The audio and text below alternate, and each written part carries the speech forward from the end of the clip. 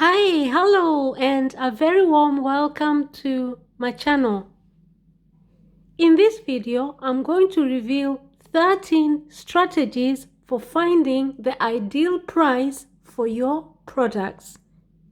That is 13 strategies for finding the ideal price for your products. Now, setting up the right prices for your products is a bit of a balancing act. A low price isn't always ideal, as the product might see a healthy stream of sales without turning any profit, and we all like to eat and pay our bills, right? Similarly, when a product has a high price, a retailer may see fewer sales and price out more budget-conscious customers, losing market positioning. Ultimately, every small business will have to do their homework. Retailers have to consider factors like production and business costs, consumer trends, revenue goals, and competitor pricing. But even then, setting a price for a new product or even an existing product line isn't just pure math. In fact, that may be the most straightforward step of the process. Now, that's because numbers behave in a logical way. Humans, on the other hand, well, we can be way more complex. Yes, you need to do the math, but you also need to take a second step that goes beyond hard data and number crunching. The art of pricing requires you to also calculate how much human behavior impacts the way we perceive price. Now, to do so, you'll need to examine different pricing strategy examples, their psychological impact on your customers, and how to price your product. So, you really will need to examine different pricing strategy examples, their psychological impact on your customers, and how to price your product. Now let's begin by looking at the first strategy for finding the ideal price for your product. Now that first strategy is retail price. That is choosing the right pricing strategy for your brand. Let me explain. Many retailers benchmark their pricing decisions using Keystone pricing, which essentially is doubling the cost of a product to set a healthy profit margin. However, in many instances, you'll want to mark up your products higher or even lower than that, depending on a number of factors. I'm going to give you an easy formula to help you calculate your retail price. And the formula goes something like this. Retail price is equals to cost of an item divided by 100 minus markup percentage times 100. I repeat, retail price should be the cost of the item divided by 100 minus markup percentage times 100. I'll give you an example. If you want to price a product that costs you $15 at 45% markup instead of the usual 50%, here's how you would calculate your retail price. Now, retail price would be equal to 15 divided by 100 minus 45 times 100. So the retail price would be 15 divided by 55 times 100.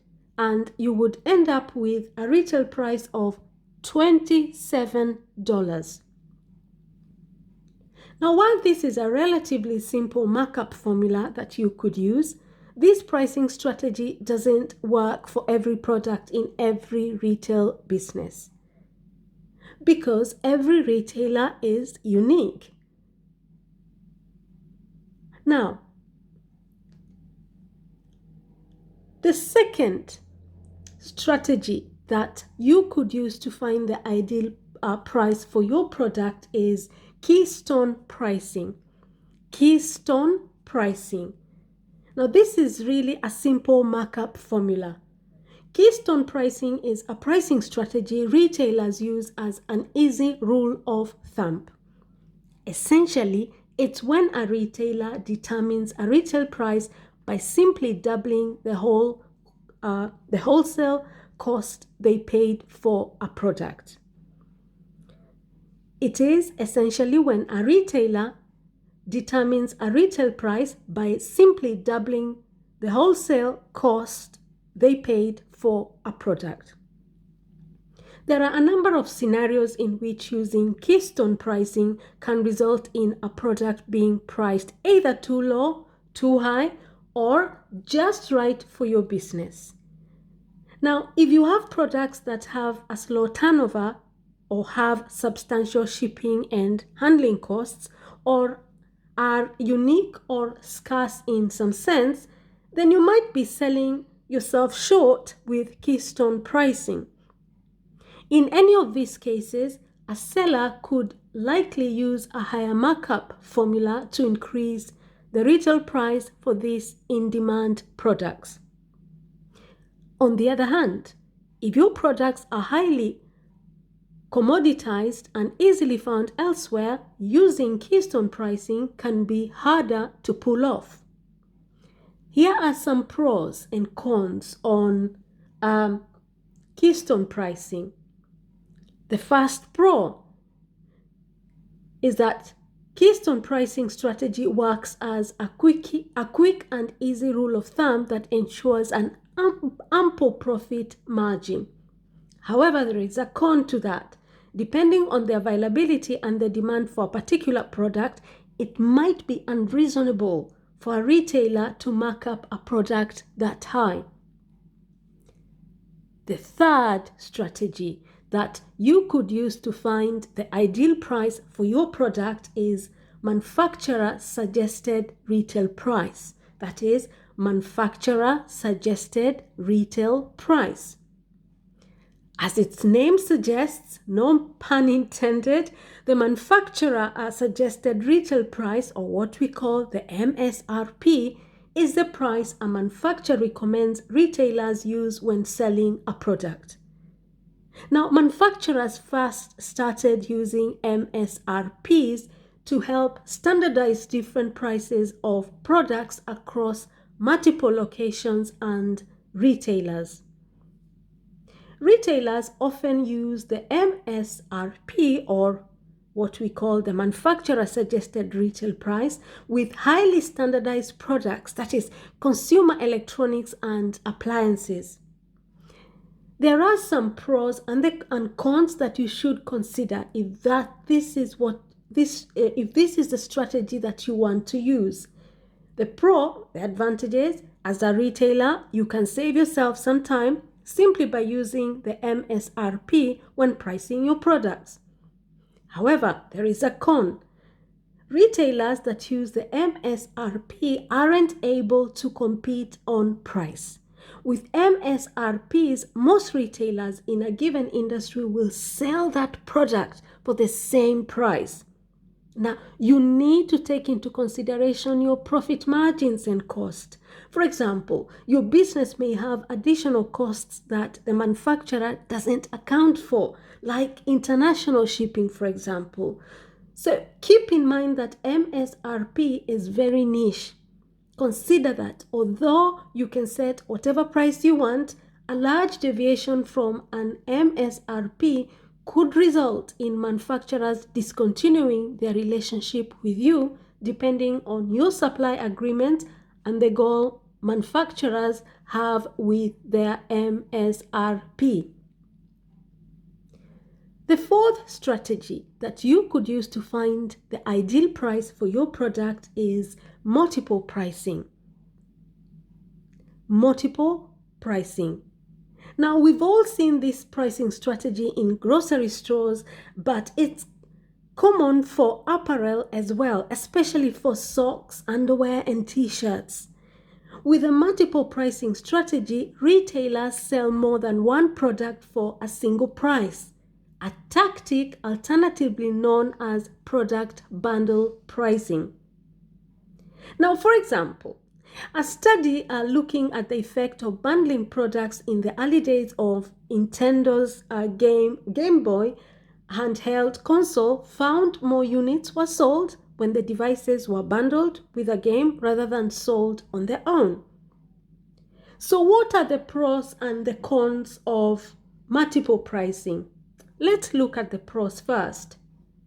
Retailers use this strategy to create a higher perceived value for lower cost, which ultimately can lead to driving larger volume purchases. Another benefit is that you can sell items separately for more profit. For example, if you sell shampoo and conditioner together for $10, you can sell them separately for $7 to $8 each, and that's a win for your business. However, there is a con. Bundling does reduce profits. If the bundle itself doesn't increase sales volume, then you may come up short on your profit margins. The fifth strategy that you could use to find the ideal price for your product is penetration pricing and discount pricing. That is penetration pricing and discount pricing. Let me explain. It's no secret that shoppers love sales, coupons, rebates, seasonal pricing, and other related markdowns. Now that's why discounting is a top pricing method for retailers all across all sectors, and it is used by 97% of survey respondents in a study from Software Advice. There are several benefits to leaning on discount pricing. The more apparent ones include increasing foot traffic to your store, offloading unsold inventory, and attracting a more price-conscious group of customers. Let's look specifically at some pros and the cons. The pros, the disadvantages. The discount pricing strategy is effective for attracting a large amount of foot traffic to your store and getting rid of out-of-season or old inventory. The cons, the disadvantages. If used too often, it could give you a reputation of being a bargain retailer and could hinder consumers from purchasing your products at regular prices. It also creates a negative psychological impact towards the consumer's perception of quality. For example, the dollar store and Walmart have low prices, but have perceived lower quality associated with their products, regardless of how valid that opinion is. Now, a penetration pricing strategy is also useful for new brands. Essentially, a lower price is temporarily used to introduce a new product in order to gain market share. The trade-off of additional profit for customer awareness is one many new brands are willing to make in order to get their foot in the door. The sixth strategy that you could use to find the ideal price for your products is loss leading pricing. Okay, loss leading pricing. Now, this has to do with increasing the average transaction value. Let me explain. We've all done this. We walk into a store lured by the promise of a discount on a hot ticket product, but instead of walking away with only that product in hand, we end up purchasing several others as well. We've all done it. Now, if this has happened to you, you've gotten a taste of the loss leader pricing strategy. Now, with this strategy, retailers attract customers with a desirable discounted product and then encourage them to buy additional items. A prime example of this strategy is a grocer that discounts the price of peanut butter and promotes a complementary products like loaves of bread, jelly, and jam or honey. The grocer might offer a special bundle price to encourage customers to buy these complementary products together rather than simply selling a single jar of peanut butter. Now, while the original item might be sold at a loss, the retailer can benefit from having an upsell or a cross-sell strategy in place to help nudge more sales. Loss leading usually happens for products that buyers are already looking for, like bananas at a grocery store, for example, where demand for the product is high, driving more customers in the door. Now, let's look more specifically at some pros and cons of this. Let's begin with the pros. Now, this tactic can work wonders for retailers. Encouraging shoppers to buy multiple items in a single transaction not only boosts overall sales per customer, but can cover any product loss from cutting the price on the original product. However, the cons, similar to the effect of using discount pricing too often, when you overuse loss-leading prices, customers come to expect bargains and will be hesitant to pay the full retail price. You could also cannibalize revenues if you're discounting something that doesn't increase cart size or average order size. The seventh strategy that you could use to find the ideal price for your product is psychological pricing.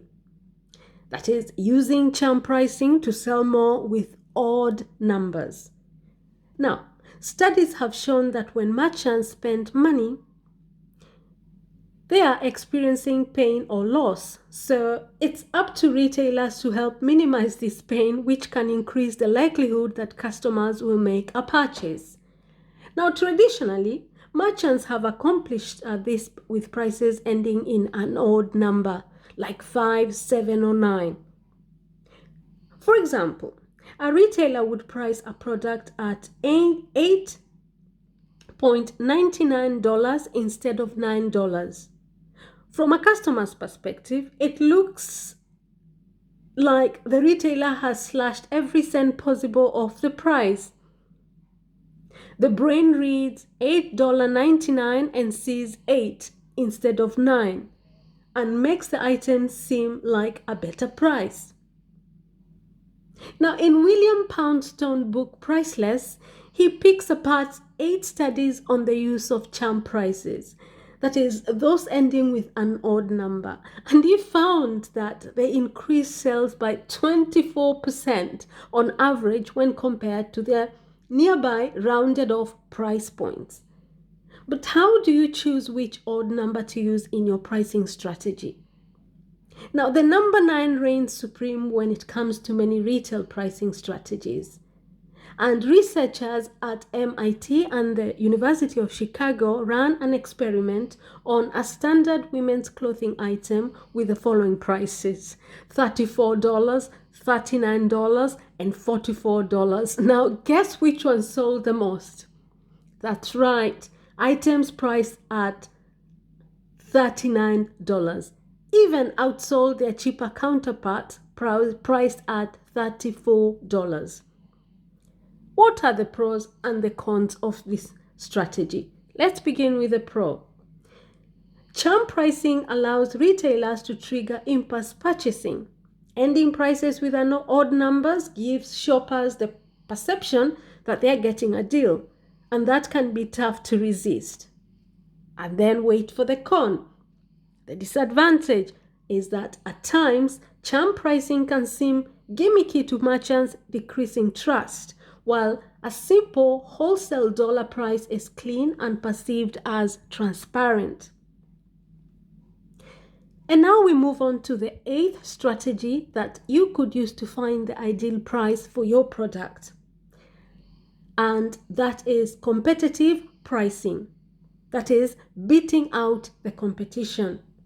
Now, as the name of this pricing strategy suggests, competitive pricing strategy refers to using competitors' pricing data as a benchmark and consciously pricing your products below theirs.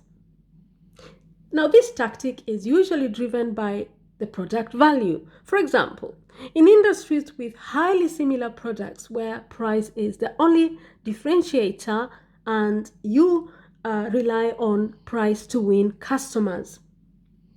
What are the pros and the cons of this methodology? The pros: this strategy can be effective if you can negotiate a lower cost per unit from your suppliers while cutting costs and actively promoting your special pricing.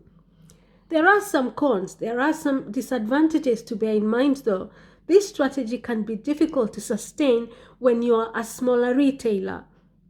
Lower prices mean lower profit margins, and so you will have to sell higher volume than your competitors. And depending on the products you're selling, customers may not always reach for the lowest priced item on a shelf. Now, for other products where an apples to apples comparison isn't easily discernible, there's a reduced need to enter into price wars really. Leaning on brand appeal and focusing on a target customer segment alleviates need to rely on competitor pricing. Now let's move on to the ninth strategy that you could use to find the ideal price for your products, and that is premium pricing.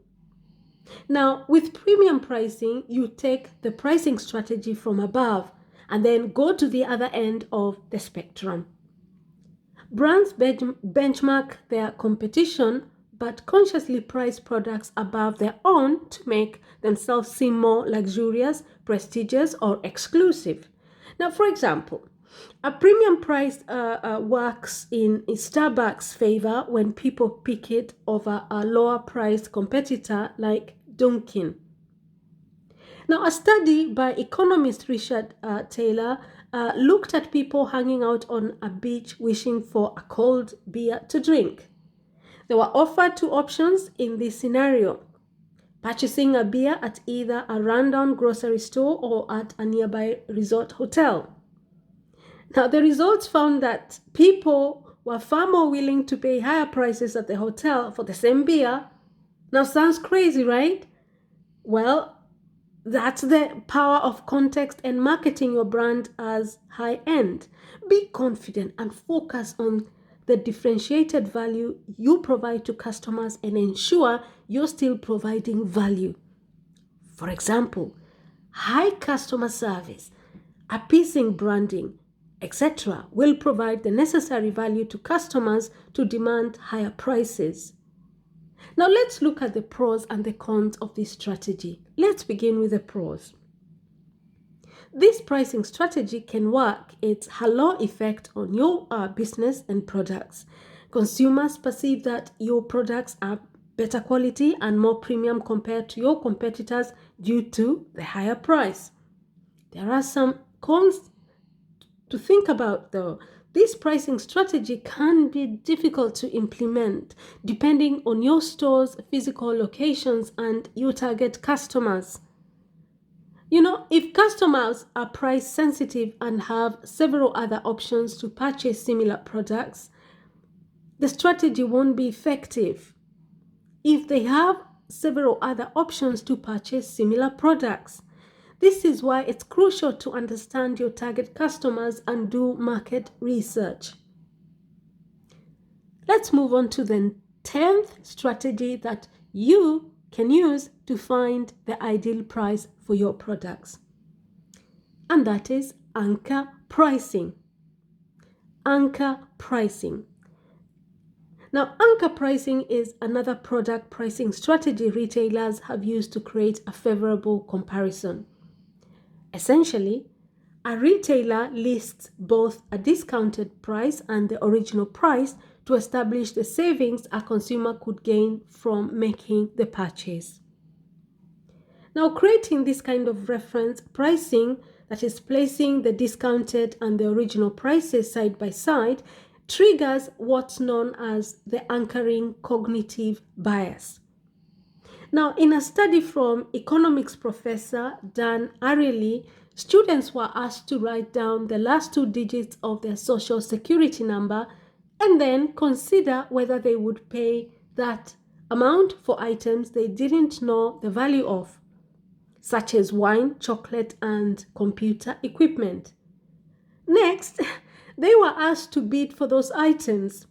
Now, I really found that students with a higher two-digit number submitted bids that were 60 to 120% higher than those with lower numbers.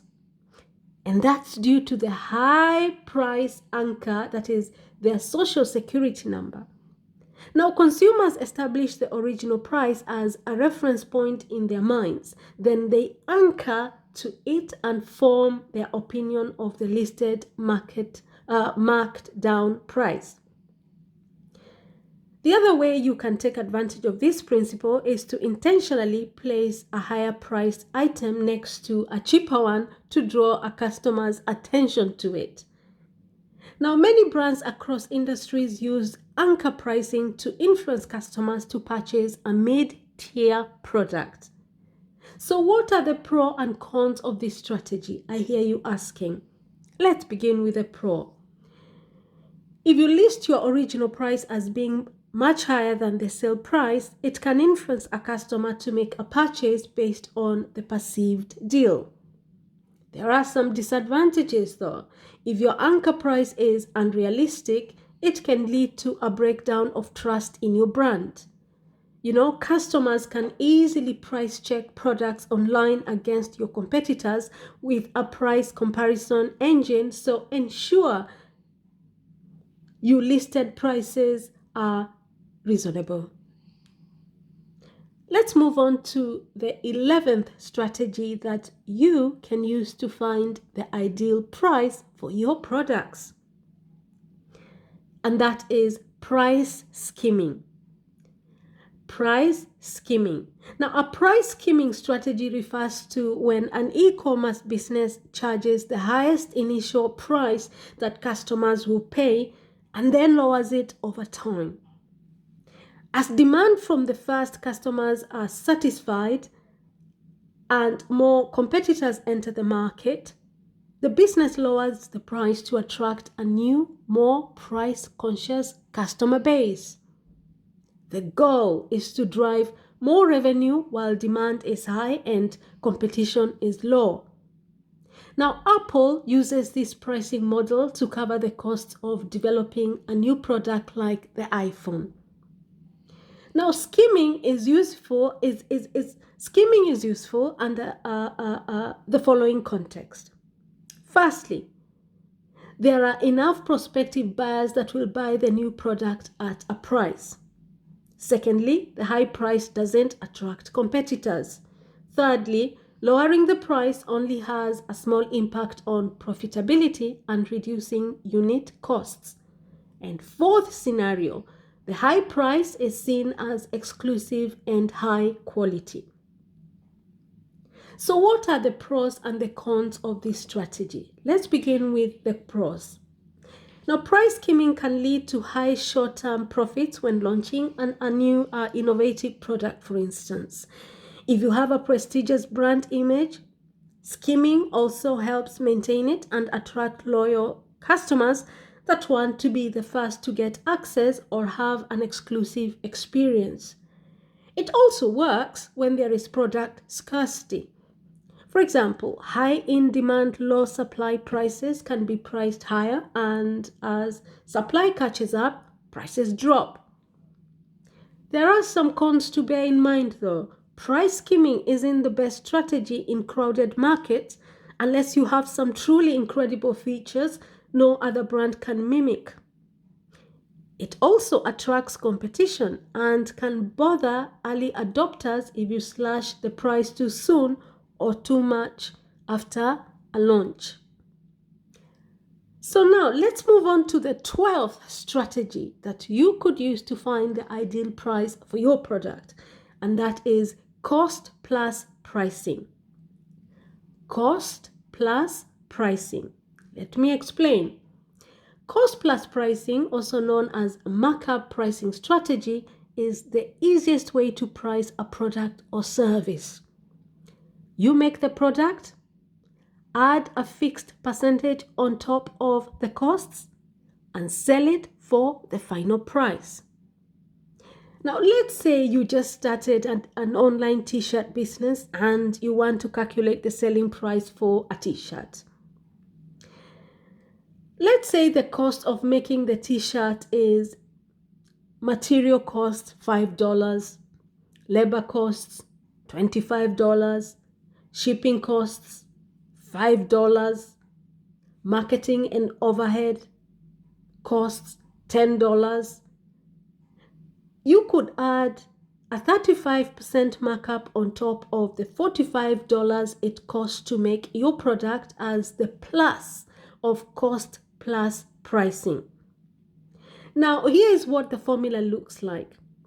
So your selling price is the cost markup, and that is $45, and the final selling price would end up being $60.75.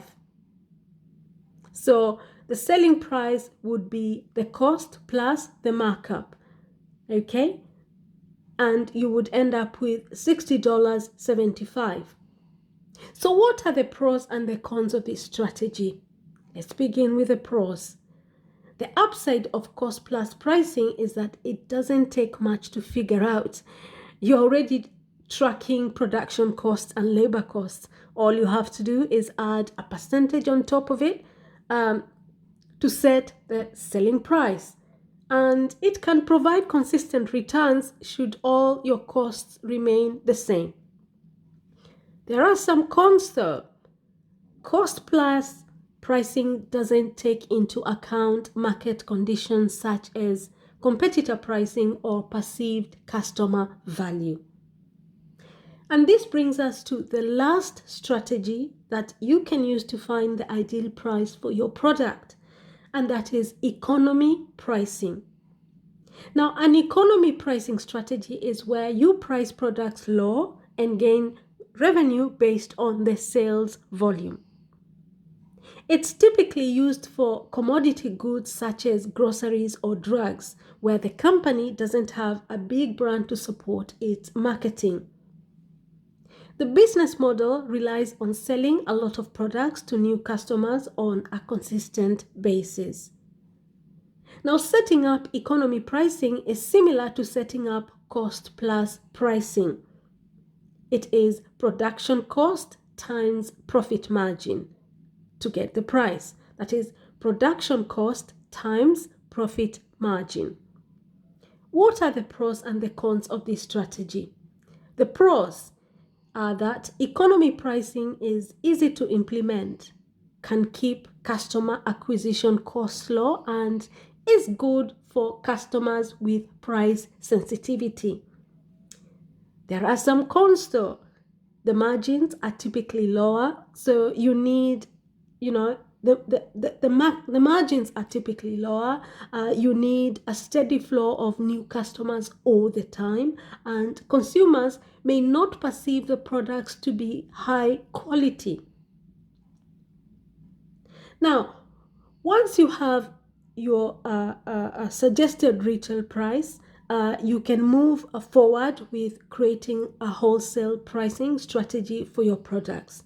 And this is a necessary process for retail brands that want to delve into business-to-business sales. Now, business-to-business buyers usually are more informed than business customers. Okay, they are more product aware, competitive aware, and more focused on value, that is pricing, services, etc. Now, retailers will sell their products at a discounted price to another business to resell to their own customers. This can increase a brand's reach and introduce its products to new customers. Now, if you're selling wholesale and selling a pricing strategy, now I would recommend that you start with the following steps. First, compare the profit you make for individual items and then contrast that to 100 times the volume. The difference impacts how much discount you want to provide for bulk purchases. Then you have the steps to think about what 100 times looks like, okay? Another tip I would give you is calculate the cost of goods manufactured. This is the total cost of making or purchasing a product, including materials, labor, payment method and terms, and other additional costs necessary to get the goods into inventory and ready to sell. Now, cost can be divided into two distinct categories. The first category is overhead and capital costs. Now, that refers to things like building, equipment, utilities, etc. And then you have direct costs, that is labor, materials, shipping, and insurance, and other costs of goods sold. Now, overhead costs are divided by the estimated volume you think you're selling, and direct costs are easier to assign to the cost of selling a product. Now, shipping is a hard price to measure here, where depending on the product, bulk quantities impact weight and increased cost to ship. Another key consideration is shipping speed. When selling B2B, you're part of another merchant's supply chain, and as a result, you may need to pay for guaranteed or faster shipping, which increases costs. Now, a product COGM can be determined with the following calculation. That is total material cost plus total labor cost plus additional costs and overhead, which should be equal to the cost of goods manufactured. The third tip I would ask you to take into consideration is protect your profit margin. Keep in mind that when setting a wholesale pricing strategy, the profit margin should be 50% or more. Retail margin percentage can be determined with the following formula, that is retail price minus cost, or retail price minus cost slash retail price is equals to retail margin percentage. The third tip I would give you is set your direct to consumer business to business prices. Create an external retail price for your products listed on your website that your direct customers see, and a separate wholesale price you share with wholesale or potential wholesale accounts in the form of a line sheet. And when you sell wholesale, you're likely selling a higher quality in each order, which allows you to sell the products at a lower price. Now remember, B2B customers are likely returning customers if the quality of service is good, and as a result, it could even make sense to price at initial discounts to win the contract or customers over. And remember, doing this as long as you're transparent is going to be a useful way to get long-term sustainable revenue streams. So moving forward with the best pricing strategy for you. My final thoughts that I'm going to leave you with is there is never a black and white approach to setting a pricing strategy. Not every pricing strategy will work for every kind of retail business. Every brand owner will need to do their homework and decide what works best for their products, their marketing strategy, and target customers. But now that you have a deep understanding of some of the most common pricing strategies for retail businesses, you can make a more informed choice and create more personalized shopping experiences for buyers by giving them the best price possible. Now, as a way of concluding this video, let me just address some pricing strategy frequently asked questions. First one, what is a pricing strategy? A pricing strategy refers to the models a business uses to find the best price for its products. Businesses base the price of their products and services on production, labor, and marketing expenses, and then add on a certain percentage so that they maximize profit and shareholder value. Another question, why is a pricing strategy important? A pricing strategy is important because it defines the value that your product is worth for you to make and for your customers to use. And it also allows you to maximize profit margins, plus create competitive advantage by setting prices that help maintain market share. What are some examples of pricing strategies that we have looked at?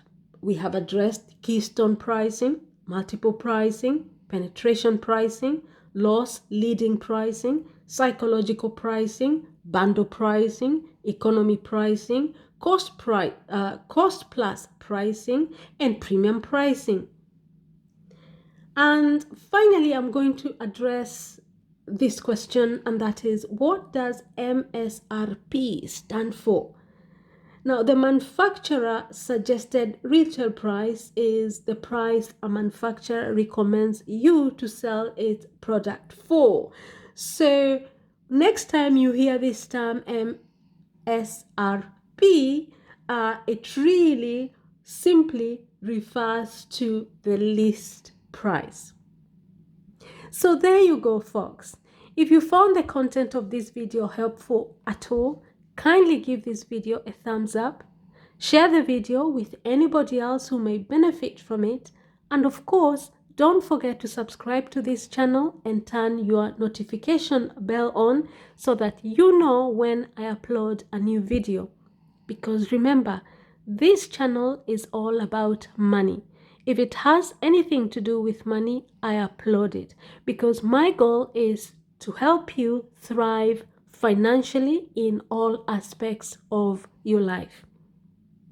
Now, thank you very much, and I shall see you in our next video. Bye-bye.